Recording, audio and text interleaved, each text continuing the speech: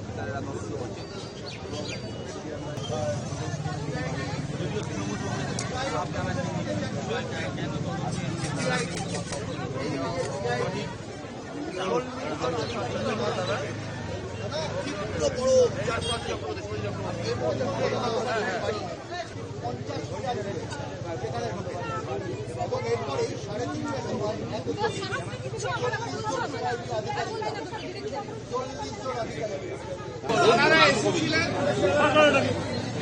মমতা বন্দ্যোপাধ্যায়ের office search করলেন না। ওদের বক্তব্য হচ্ছে যেহেতু 30B হরিশ্চন্দ্র স্ট্রিটের রেগুলেশন নেওয়া হয়েছে, অতএব রেগুলেশনের কপি এখানে আছে, অতএব রেগুলেশনটা এখানে সার্চ করার জন্য আমি বললাম সেখানে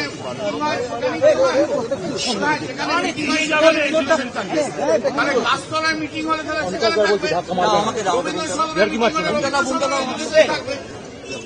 মিটিং যেখানে হয় সেখানে যদি রেগুলেশন হয়, এই যদি সিআইডির বুদ্ধি হয় তার মানে কি হচ্ছে বুঝতে পারছেন। অথচ অভিষেক ব্যানার্জিকে রেগুলেশন নিয়ে দেখা করতে বলে, তুমি একদিকে বলছো অভিষেক ব্যানার্জিকে নিয়ে রেগুলেশন দেখা করতে, আর এখানে সে রেগুলেশন সার্চ করছো, এটা দুটো ইনকনসিস্টেন্ট। এর সঙ্গে দুজন ভদ্রলোককে নিয়ে এসছে, বুঝবার চেষ্টা করুন পুলিশ ছাড়াও দুজন সিভিক লোক রয়েছে। এই দুজন সিভিক লোককে উইটনেস হিসেবে নিয়েছে যারা বিজেপির লোক, সঙ্গে করে বিজেপির লোককে এখানে নিয়ে আসা হয়েছে। তারা কি একটা সাউথ কোথায় থাকে, আকুয়াপাড়া না কোথায় কি একটা বললো, আরেকজন কি বললো, তারা লোকাল, তাদের ওই উইটনেস থাকার দরকার আছে।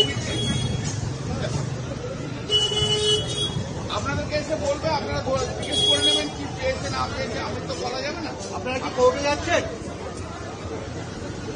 এই তো সবে সার্চ হলো, জানেন আপনারা অন্য ব্লক তৈরি করেছে এবং তারা নরেন্দ্র মোদীকে যেহেতু সাপোর্ট করছে, নরেন্দ্র মোদী যেহেতু তাদের নেতা হয়ে গেছে, তাই আজ শুভেন্দু অধিকারী সিআইডিকে এখানে পাঠিয়ে দিয়েছে মমতা ব্যানার্জির বাড়িতে, যাতে জানে সবাই যে মমতা ব্যানার্জি আজকে দিল্লিতে আছে। দাদা তো হিন্দি মে দাদা দিল্লিতে রয়েছে, এটা জেনে শুনে মমতা ব্যানার্জির ইমেজ নষ্ট করার জন্য এটা কাজ করেছে। বাংলার মানুষ এর বিচার করবে।